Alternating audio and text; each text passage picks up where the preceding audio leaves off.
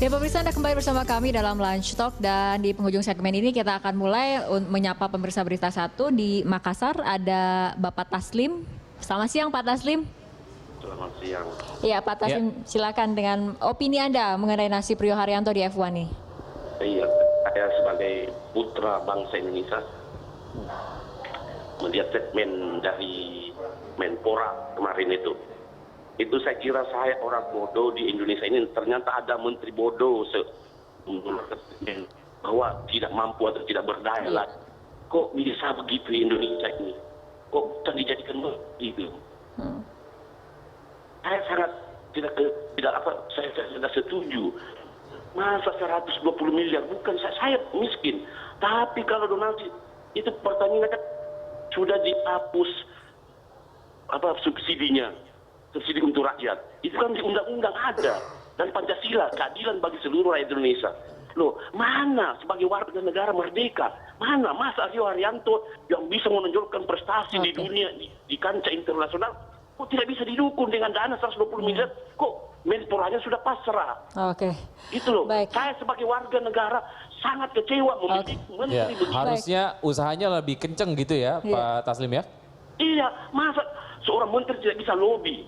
Untuk apa? Kan bukan kamu, kan ada dirjen, ada apa, dan ada kan pengusaha kita di Indonesia kok banyak. Saya warga miskin, buatlah satu donasi begitu.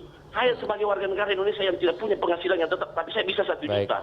Baik. Pak Taslim, terima kasih atas interaksi. Baik, Pak Taslim. Oke, makasih. Ya, terima nampaknya kasih. Pak Taslim ini pendukung garis keras Rio Haryanto untuk berlaga di F1 seperti itu ya Mas Eka. Tapi rasanya itu mewakili sebagian besar aspirasi masyarakat Indonesia ya.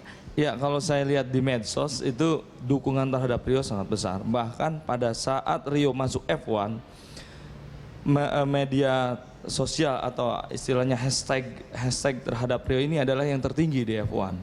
Gitu loh. Rio menempati di Twitter, tweet Rio itu sangat menjadi trending topik gitu loh. Itu kan menunjukkan bahwa bangsa Indonesia sangat bangga. Bahkan di beberapa di polling, kalau tim-tim atau F1 bikin polling siapa pembalap terbaik, Rio yang menang. Padahal yang tampil pada saat race, yang juara siapa, yang menang polling siapa gitu. Artinya ini sebetulnya ini momentum buat kita, bahwa kita sebagai bangsa merasa bangga ada seorang putra bangsa yang punya talenta sangat baik, yang punya prestasi sangat baik, berprestasi di kancah internasional. Rio membalap dengan 5 juara dunia, bayangin. Kemudian ini di F1 itu kan cuma 22 seat sekarang ini. 22 seat yang diperebutkan, 22 kursi balap yang diperebutkan oleh ribuan pembalap loh di dunia. Bahkan kalau Rio keluar, ini udah ada 3 pembalap yang udah mau masuk gitu loh.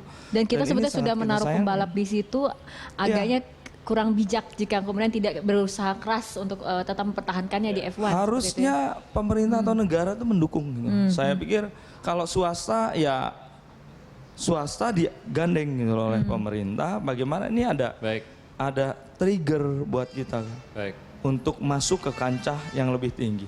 Ini menurut saya ini adalah bentuk trust masyarakat internasional, terutama motorsport internasional terhadap Indonesia gitu loh.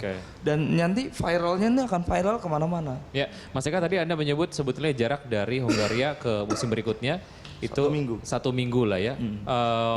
Ini apa namanya? Anda melihat kemungkinan mungkin atau tidak masalah dana ini akan terpecahkan gitu. Kalau udah begini saya pesimis ya. Saya pesimis Rio bisa di Hockenheim, meskipun di wawancara terakhir dengan sebuah website internasional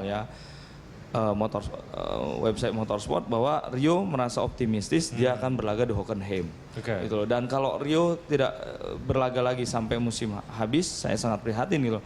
Karena prestasi Rio di F1 itu semakin membaik. Bahkan beberapa media internasional yang sangat bergengsi memuji penampilan Rio. Kalau kita lihat hasil kualifikasi Rio dengan rekan satu timnya, dengan Pascal Wehrlein di kualifikasi, imbang 50-50, 5-5 gitu loh. Rio nggak kalah gitu.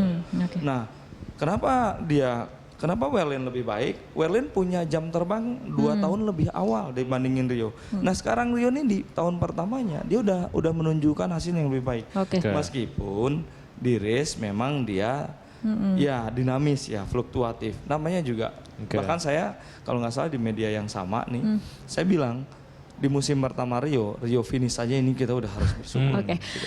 Mas Eka, ini mungkin terlihat sederhana bahwa sebetulnya ini urusan olahraga seperti itu, karena kan ini mengenai otomotif, mengenai industri balap seperti itu, kesannya olahraga. Tapi kalau kita berbicara ini prestasi di bawah negara merah putih seperti itu, seharusnya mungkin semua stakeholder mengesampingkan ego sektoral, ya kan? Tidak hanya kemudian Kemenpora saja yang harusnya aktif, tapi tadi dikatakan oleh Mas Moreno juga sempat bahwa sebetulnya ini lintas sektoral perlu kok koordinasi sehingga bisa menyelesaikan masalah ini seperti itu. Iya, saya pikir ini sangat perlu gitu loh. Kita harus berkaca sama negara tetangga kita, Malaysia. Kemudian juga yang lebih jauh mungkin Azerbaijan yang kemarin jadi tuan rumahnya F1 di Baku City Circuit. Mereka bikin sirkuit loh. Azerbaijan itu mungkin menurut saya lebih miskin dari Indonesia. Tapi dia bisa membuat gelaran F1 yang dengan sirkuit yang paling mega, ya kan, city circuit pula dengan biaya yang lebih besar daripada yang harus dikeluarkan Indonesia untuk Rio. Kita lihat Malaysia dari tahun 99 dia menggelar itu, bahkan dengan Petronasnya ya. Nah, itu saya pikir dengan potensi kita, dengan sumber daya alam kita, dengan jumlah penduduk macam-macam, spektrumnya lebih mungkin luas, harus melihat agenda apa namanya Malaysia ingin mensponsori Rio dulu sehingga kemudian greget supportnya akan lebih berasa nanti ya. Ya, kalaupun Malaysia mensponsori, buat saya sih nggak ada masalah ya. Rio is profesional gitu loh. Cuman akan menjadi pukulan psikologis buat Indonesia. Mas Eka, terima kasih sudah bergabung di Landstalk. Pemirsa, terima kasih Anda sudah menyaksikan Landstalk. Jangan lupa untuk menyaksikan Landstalk dari hari Senin sampai dengan Minggu ataupun setiap hari 13 sampai dengan 14 waktu Indonesia bagian Barat.